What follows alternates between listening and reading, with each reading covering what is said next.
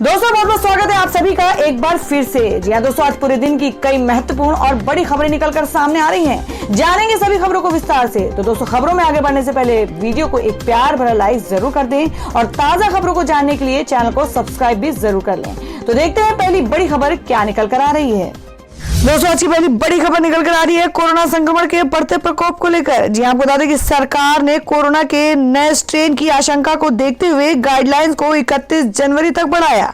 जी आपको बता दें कि केंद्र सरकार ने सोमवार को कहा कि देश में कोरोना के सक्रिय मामलों की संख्या में लगातार कमी आ रही है, लेकिन दुनिया भर में संक्रमण के मामले तेजी से बढ़ने और ब्रिटेन में इस वायरस का एक नया प्रकार सामने आने के मद्देनजर निगरानी, नियंत्रण और सतर्कता बनाए रखने की जरूरत है। केंद्रीय गृह मंत्रालय ने एक बयान में कहा कि उसने कोरोना की स्थिति की निगरानी को लेकर नए दिशा निर्देश जारी किए हैं जो 31 जनवरी तक प्रभावी रहेंगे।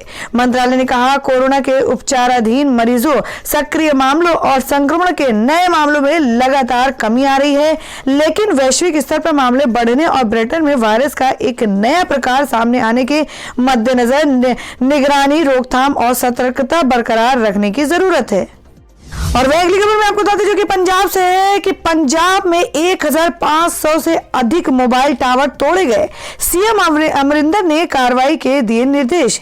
जी आपको बता दें कि 3 कृषि कानून का विरोध कर रहे किसानों ने पंजाब में 1500 से अधिक मोबाइल टावर तोड़े हैं, जिससे कुछ क्षेत्रों में दूर संचार सेवाएं प्रभावित हुई हैं। अब राज्य सरकार ने ऐसे लोगों के खिलाफ कार्रवाई करने के आदेश जारी किए हैं। आपको बता दें, पंजाब के कई इलाकों में किसान के मोबाइल टावर तोड़ने के मामले सामने आ रहे हैं। पंजाब की कई जगहों पर रिलायंस जियो के टावर को नुकसान पहुंचाया गया, जिससे दूर संचार संपर्क व्यवस्था पर असर पड़ा। पंजाब के मुख्यमंत्री अमरिंदर सिंह ने पुलिस प्रशासन को आदेश दिए हैं कि वे राज्य में मोबाइल टावरों को नुकसान पहुंचाने वालों के खिलाफ कार्रवाई करें। किसानों का मानना है कि नए कृषि कानूनों से अरबपति उद्योगपतियों मुकेश अंबानी और गौतम अडानी को सबसे अधिक फायदा होगा, इसलिए उनका गुस्सा मुकेश अंबानी की कंपनी जियो के मोबाइल टावरों पर निकल रहा है। और दोस्तों, में अगली बड़ी खबर निकल कर आ रही है जो कि वेस्ट बंगाल से है कि आपको बता दें, अमर्त्य सेन के समर्थन में आई ममता बनर्जी। कहा, बंगाल को दंगों में झोंकना चाहती है बीजेपी। जी आपको बता दें कि पश्चिम बंगाल विधानसभा चुनाव की सरगर्मियों के बीच मुख्यमंत्री ममता बनर्जी ने नोबेल पुरस्कार विजेता अमर्त्य सेन को लेकर मोदी सरकार पर तीखा हमला बोला है। ममता बनर्जी ने सोमवार को बयान देते हुए कहा कि अमर्त्य सेन के विचार केंद्र सरकार के विपरीत हैं, इसलिए भाजपा उन्हें निशाना बना रही है। आपको बता दें कि विश्व भारती यूनिवर्सिटी ने कैंपस की जमीन का अतिक्रमण करने वाले जिन लोगों की सूची केंद्रीय शिक्षा मंत्रालय को भेजी है, उनमें अमर्त्य सेन का भी नाम है। इस मामले में पिछले हफ्ते ही ममता बनर्जी ने अमर्त्य सेन को चिट्ठी भी लिखी थी। आपको बता दें, सोमवार को एक कार्यक्रम में ममता बनर्जी ने कहा, भाजपा पश्चिम बंगाल को दंगों की आग में झोंकना चाहती है। वो जेएनयू जैसे विश्वविद्यालयों और शैक्षणिक संस्थानों को तोड़ने की कोशिश कर रहे हैं।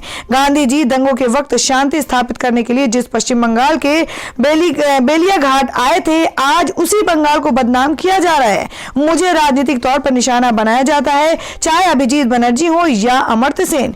इन लोगों का समाज में एक अलग स्थान है। हमारे शिक्षाविदों को निशाना बनाया जा रहा है। आज ये लोग खुद को अलग थलग महसूस कर रहे हैं।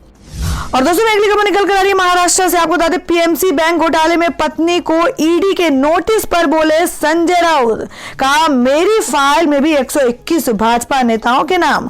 जी आपको बता दें कि शिवसेना के प्रवक्ता और सांसद संजय राउत ने पत्नी वर्षा राउत को प्रवर्तन निदेशालय की ओर से मिले नोटिस को राजनीति से प्रेरित बताया है। सोमवार को संजय राउत ने कहा कि ये नोटिस कागज के टुकड़ों से ज्यादा कुछ नहीं है।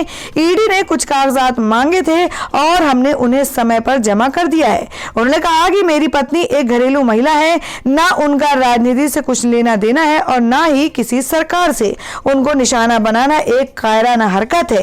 ये सिर्फ हमें डराने की कोशिश है, जिसमें भाजपा कामयाब नहीं होगी। राउत ने यह भी कहा कि उनके पास भी भाजपा के 121 नेताओं की लिस्ट है। भाजपा में ऐसे सुरमा बैठे हैं, अगर मैं उनके परिवार तक पहुंचा तो आपको देश छोड़कर भागना पड़ेगा। और दोस्तों अगली खबर निकल कर आ रही उत्तर प्रदेश से। सीएम योगी आदित्यनाथ ने बदला कानून, अब गांव में लगेगी फैक्ट्री, मिलेगा रोजगार। जी आपको बता दें कि राज्य के युवा ग्रामीण क्षेत्रों में खुद की फैक्ट्री लगाए और उसमें लोगों को रोजगार दे, इस सोच के तहत मुख्यमंत्री योगी आदित्यनाथ राज्य में लोगों को रोजगार मुहैया कराने के लिए एक साथ कई मोर्चे पर कार्य कर रहे हैं। इसके लिए मुख्यमंत्री जहां युवाओं को उद्यमी बनाने के लिए एक बड़ा अभियान शुरू कर रहे हैं, वहीं दूसरी तरफ उन्होंने कृषि भूमि को गैर कृषि भूमि घोषित करने के लिए वर्षों से लागू एक अव्यवहारिक कानून को एक झटके में खत्म कर दिया है। अब प्रदेश में कृषि भूमि को गैर कृषि भूमि घोषित करने के लिए 4 दीवारी की अनिवार्यता खत्म कर दी है। यूपी को आत्मनिर्भर बनाने की दिशा में इस कानून के खात्मे को एक बड़ा कदम बताया जा रहा है। इस एक कानून के खत्म होने से अब राज्य के ग्रामीण क्षेत्रों में बड़ी संख्या में युवा आसानी से अपनी फैक्ट्री स्थापित कर लोगों को रोजगार मुहैया करा सकेंगे। और यही नहीं, इस कानून के खत्म होने से प्रदेश के औद्योगिकरण में तेजी आएगी और इससे ईज ऑफ डूइंग बिजनेस का क्रियान्वयन तेजी से किया जा सकेगा। इसके अलावा कई तरह की औद्योगिक इकाइयों की स्थापना ग्रामीण क्षेत्रों में होगी और नए साल में युवा उद्यमी एमएसएमई सेक्टर में 20 लाख लोगों को वित्त पोषित करने से संबंधित सरकार के तय किए गए लक्ष्य को पूरा करने में अहम रोल निभा सकेंगे। और दोस्तों अगली खबर निकल कर आ रही है, आपको बता दें कि किसान आंदोलन को गंभीरता से नहीं ले रहे सरकार। शरद पवार बोले 4 से 5 लोग कर चुके हैं आत्महत्या, देश के लिए ठीक नहीं होंगे हालात। जी हम बात करेंगे एनसीपी नेता शरद पवार का कहना है कि सरकार को किसानों के आंदोलन को गंभीरता से लेना चाहिए, संवाद होना चाहिए और समाधान होना चाहिए। उन्होंने कहा, मुझे पता चला है कि कुछ लोगों ने आत्महत्याएं भी की हैं। अगर इस तरह के हालात बन रहे हैं तो ये देश के लिए अच्छा नहीं है। बता दें कि केंद्र सरकार ने किसानों को एक बार फिर से बातचीत करने के लिए बुलाया है। बुधवार को दोपहर 2 बजे किसान और सरकार फिर से बात करेंगे।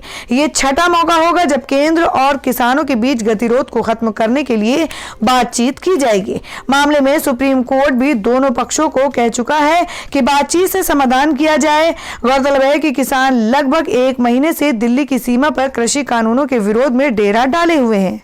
तो दोस्तों जिस तरीके से किसान आंदोलन कर रहे हैं, उनके किसानों के आंदोलन को लेकर आप लोगों की क्या राय है, आप अपनी राय कमेंट बॉक्स में जरूर दें। बढ़ते अगली खबर की ओर। और दोस्तों मैं अगली खबर में आपको बता दें कि भारतीय किसान यूनियन हरियाणा अध्यक्ष का ऐलान, कहा अंबानी अडानी के बाद अब रामदेव के उत्पादों का भी करेंगे बायकॉट। जी हम बात कर रहे हैं कि कृषि कानूनों का विरोध कर रहे किसान अंबानी अडानी के बाद अब पतंजलि के उत्पादों का भी बहिष्कार करेंगे। भाकियू की हरियाणा इकाई के अध्यक्ष गुरनाम सिंह ने कहा कि पतंजलि के उत्पादों का भी बहिष्कार किया जाना चाहिए। उन्होंने कहा कि हमने पतंजलि के उत्पादों का बहिष्कार करने का फैसला किया है। हालांकि बहिष्कार के मामले में किसी से भी जबरदस्ती नहीं की जाएगी। इससे पहले हरियाणा में भाकियू नेता ने टोल प्लाजा को फ्री कर दिया था। रोहतक में मीडिया से बातचीत में उन्होंने कहा कि हम बीजेपी के नेताओं का भी बहिष्कार करेंगे। उन्होंने कहा कि भाजपा नेता प्रदेश में जहां भी यात्रा करेंगे उनका बहिष्कार किया जाएगा।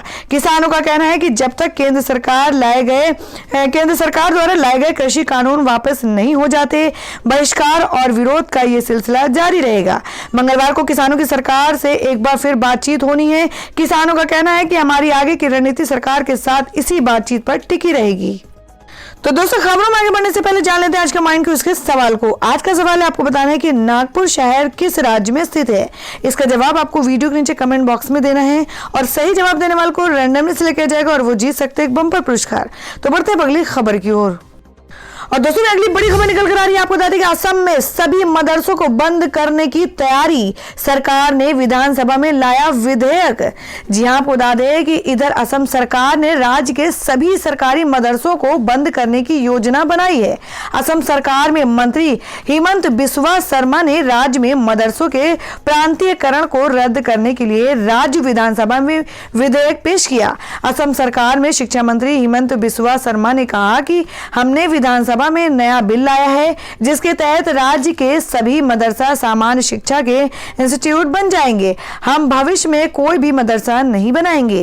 इस बिल को लाते वक्त हमें खुशी हो रही है कि हम शिक्षा जगत में सही मायने में एक सामान्य पाठ्यक्रम लागू कर पाएंगे, लेकिन हमने तय किया है कि हम ये बिल जरूर पास कराएंगे। मीडिया से बातचीत में हिमंत बिस्वा शर्मा ने बताया कि अगर ये बिल पास हो जाता है तब राज्य सरकार द्वारा चलाए जा रहे सभी मदरसे से बंद हो जाएंगे। आपको बता दें कि हिमंत बिस्वा शर्मा ने अक्टूबर के महीने में ऐलान किया था कि असम में मदरसा बोर्ड खत्म हो जाएगा और राज्य में चल रहे सभी मदरसे सामान्य स्कूल में तब्दील हो जाएंगे। हालांकि उन्होंने ये भी साफ किया है कि सरकार किसी भी निजी मदरसे को फिलहाल बंद करने के पक्ष में नहीं है। और दोस्तों अगली खबर में आपको बता दें कि जेडीयू का हमला, कहा लव जिहाद के नाम पर नफरत फैलाई जा रही है, बीजेपी ने किया गठबंधन धर्म का उल्लंघन। जी हां, आपको बता दें कि अरुणाचल प्रदेश में अपने 6 विधायकों के बीजेपी में शामिल होने से जनता दल यूनाइटेड काफी नाराज चल रही है। जेडीयू महासचिव केसी त्यागी ने भाजपा को नसीहत देते हुए कहा कि यह महागठबंधन धर्म का पालन नहीं है। इसके अलावा त्यागी ने बीजेपी शासित राज्यों में लव जिहाद कानून लागू करने को भी गलत ठहराया। वहीं मुख्यमंत्री नीतीश कुमार ने भी इशारों में भी बीजेपी को चेतावनी देते हुए कहा कि उन्हें पद की कोई चाहत नहीं है, ना तो उन्होंने कभी सिद्धांतों से समझौता किया है और ना ही आगे करेंगे। विधेयक तोड़ने के मुद्दे पर जेडीयू के महासचिव केसी त्यागी ने कहा कि वे अरुणाचल प्रदेश की यह खबर सुनकर स्तब्ध रह गए। त्यागी ने कहा कि अरुणाचल में भाजपा की सरकार को कोई खतरा नहीं था, इसलिए भाजपा ने ऐसा करके गठबंधन धर्म का उल्लंघन किया है। जेडीयू ने इस मसले पर भाजपा के राष्ट्रीय अध्यक्ष जेपी नड्डा से बातचीत की है। जेडीयू ने कहा कि उनके विधेयकों को अरुणाचल के मंत्रिमंडल में शामिल करने की बात कही गई थी, लेकिन उन्होंने अपनी पार्टी में शामिल कर लिया। इसको लेकर जेडीयू अपनी नाराजगी व्यक्त करता है। साथ ही केसी त्यागी ने भाजपा सरकार द्वारा अलग अलग राज्यों में लव जिहाद कानून बनाए जाने के मुद्दे पर कहा कि ऐसे कानून समाज में नफरत और विभाजन पैदा करते हैं। और वह अगली खबर निकल कर रही है। आपको बता दें कि अन्ना हजारे ने किसानों की मांग पूरी ना होने पर अंतिम प्रदर्शन की चेतावनी दी। जी आपको बता दें कि सामाजिक कार्यकर्ता अन्ना हजारे ने उनकी किसानों के संबंध में की गई मांगों के केंद्र द्वारा जनवरी अंत तक स्वीकार न किए जाने पर भूख हड़ताल करने की चेतावनी दी है। आपको बता दें कि महाराष्ट्र के अहमदनगर जिले के रानेगढ़ सिद्धि गांव में अन्ना हजारे ने कहा कि वे किसानों के लिए पिछले 3 साल से प्रदर्शन कर रहे हैं, लेकिन सरकार ने इन मुद्दों के समाधान के लिए कोई कदम नहीं उठाया। अन्ना हजारे ने कहा कि सरकार केवल खोखले वादे करती है, इसलिए मुझे उस पर अब कोई विश्वास नहीं है। देखते हैं सरकार मेरी मांगों पर क्या कदम उठाती है। उन्होंने 1 महीने का समय मांगा है और मैंने उन्हें जनवरी अंत तक का समय दिया है। अगर मेरी मांगे पूरी नहीं हुई, मैं फिर भूख हड़ताल करूंगा। ये मेरा आखिरी प्रदर्शन होगा। और दोस्तों मैं अगली खबर में जान लेते क्या है देश भर में मौसम के ताजा हालात। आपको बता दें कि दिल्ली सहित इन राज्यों में 3 दिन तक पड़ेगी कड़ाके की ठंड, जाने मौसम विभाग की चेतावनी। जी आपको बता दें कि उत्तर भारत के कई इलाकों में आने वाले 1-2 दिन शीतलहर के साथ कड़ाके की ठंड पड़ेगी। हिमाचल और कश्मीर में 3 दिन बर्फबारी के साथ हल्की बारिश होगी।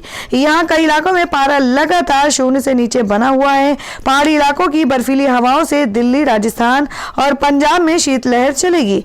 मौसम विभाग के अनुमान के अनुसार आज जम्मू कश्मीर, लद्दाख के अलावा हिमाचल प्रदेश, उत्तराखंड के अलग अलग इलाकों में बारिश की संभावना है। इन इलाकों में बारिश के बाद मैदानी इलाकों में ठंड बढ़ने की उम्मीद जताई जा रही है।